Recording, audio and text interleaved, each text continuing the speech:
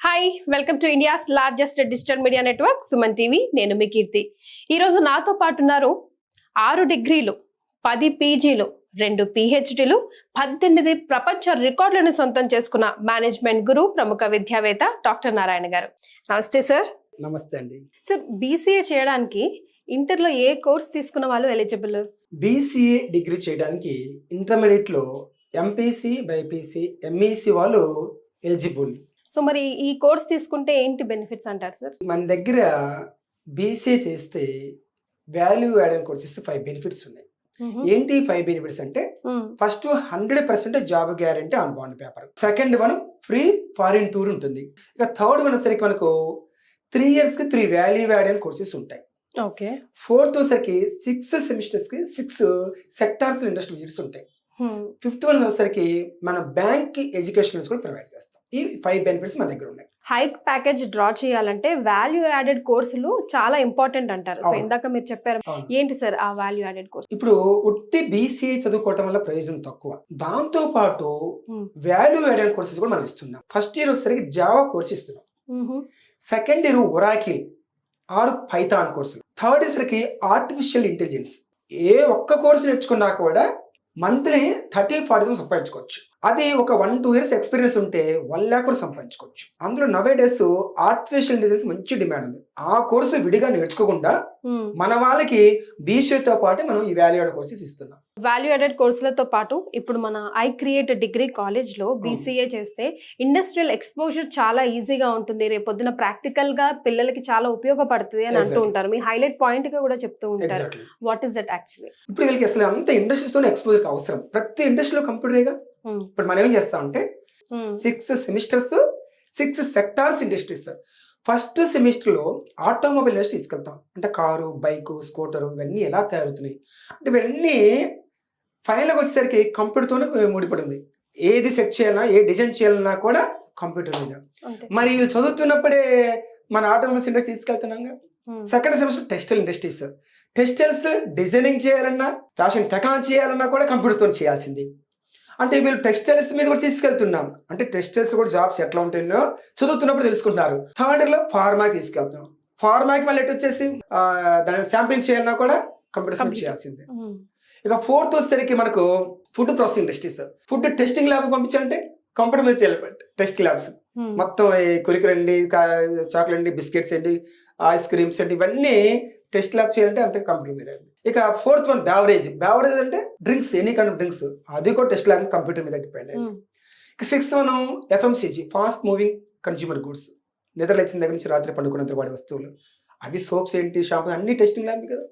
Stock market కంప్యూటర్తో కూడుకుంది. Computer లేకుండా స్టాక్ మార్కెట్ చేసుకోలేరు. ట్రేడింగ్ కంప్యూటర్తో కూడుకుంది.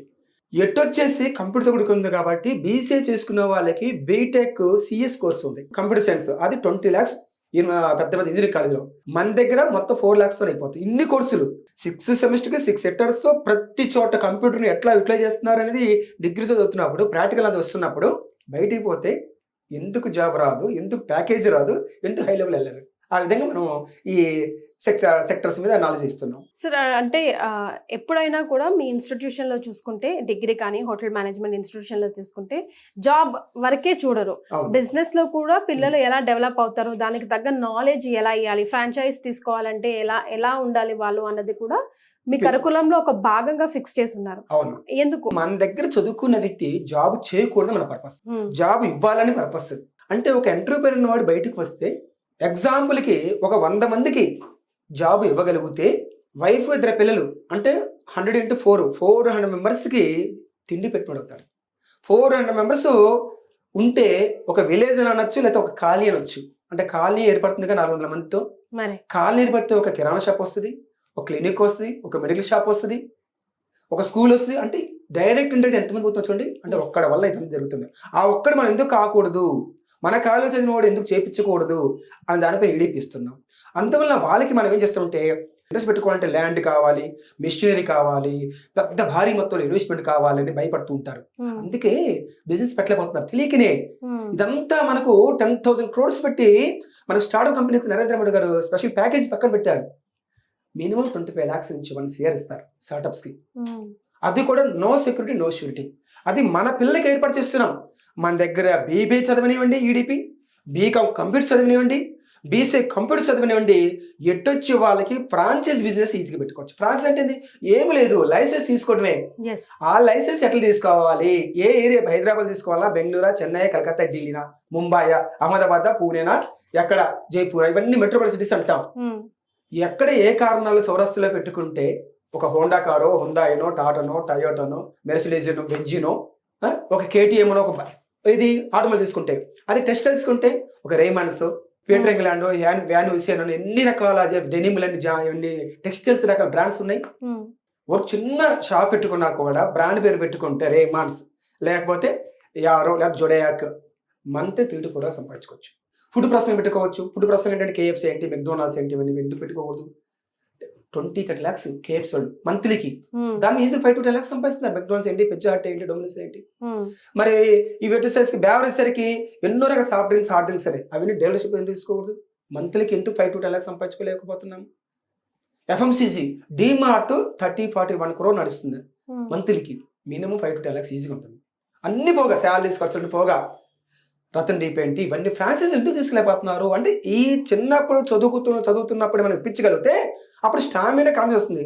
30, 40, 50 years తెలిస్తే ఉపయోగం ఏమి లేదు. ఎందుకంటే కాన్ఫిడెన్స్ తగ్గిపోతాయి, డేర్ తగ్గిపోతుంది, ఆ ఉడుకు రకం తగ్గిపోతుంది. ఎప్పుడేం చేయాలంటే 25 లోపు చేయాలి, స్టార్ట్ చేయాలా. 30కి మంచి ఎక్స్పీరియన్స్ సంపాదిస్తాడు, మంచి యంగ్ బ్లడ్ ఉంటుంది, బాయిల్ పెడితే బ్రహ్మాండంగా వెళ్ళిపోతాడు.